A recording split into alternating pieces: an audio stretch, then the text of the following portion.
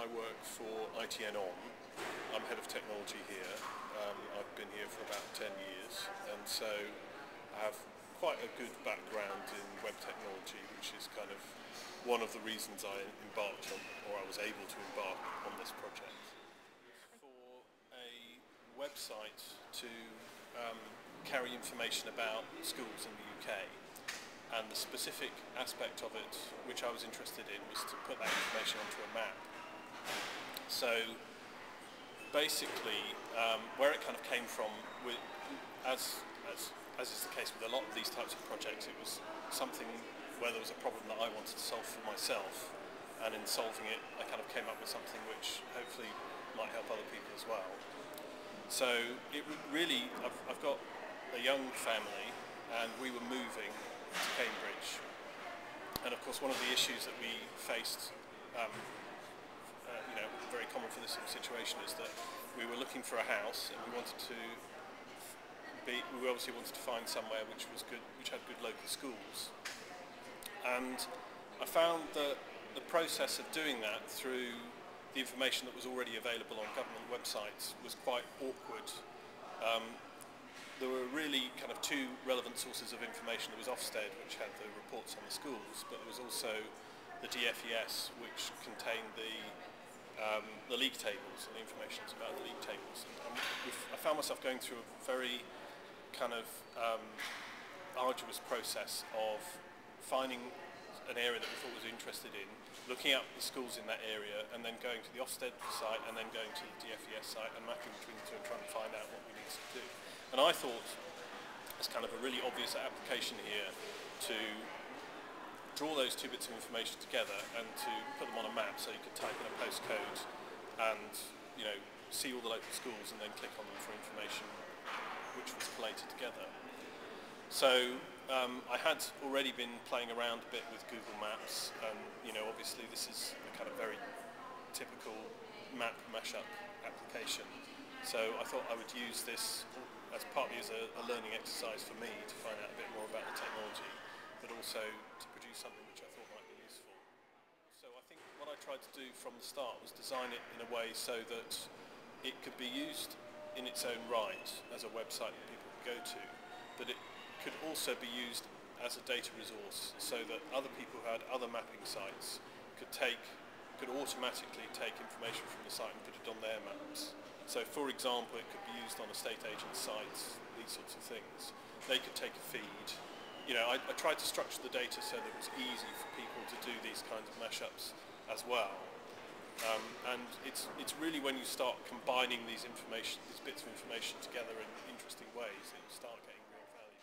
Again, because I've been using it as a learning exercise myself, Google have gradually been opening up more APIs which are relevant to it. And so, for example, I recently added a feature which uses the kind of directions feature within Google Maps to calculate distance between any two points, but the distance using by road, if you like.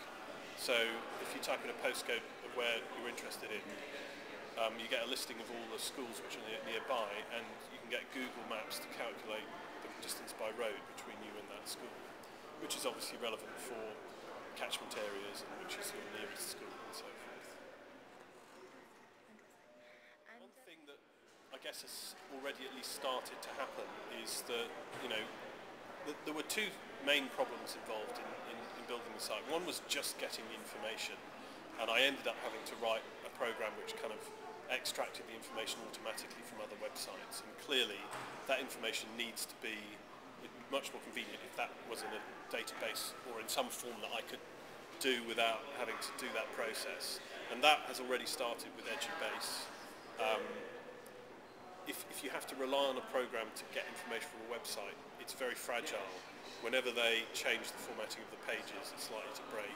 And especially, for example, DFES, every year when they publish league results, they seem to change the formatting of the tables, so you have to change the program to accommodate for that. So that was the main problem, which has kind of essentially been already fixed.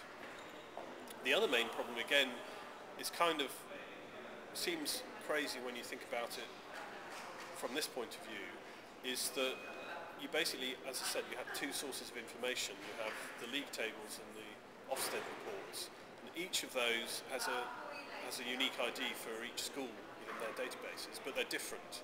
So you have to have a process of making sure that you're kind of talking about the same school when you're looking at the Ofsted report and when you're looking at the league table.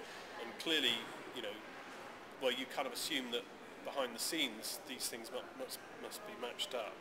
But if you don't know about what the relationship is, so I ended up having to use just the postcode to make sure that one school was the same as another school. And of course, you sometimes then get a secondary school and a primary school on the same site, and therefore then the postcode is no longer unique. So that ended up being quite messy. Going forward, I think one of the things which was actually suggested as an idea by one of the other entrants, which I think is kind of critically important to make this a useful tool, is catchment areas. You know, I mean, that is really the important piece of data which people in this position are interested in. You know, if they're moving into an area, they need to. It helps to know which school is the nearest to them, but that's not necessarily the one. They're not necessarily in the catchment area of that school. So, and again, this is, I think, a challenge for government, because that data, where it exists, is fragmented. It's often owned by local education authorities and therefore not centralised. And so I think that's probably a big task, but that would make a huge difference.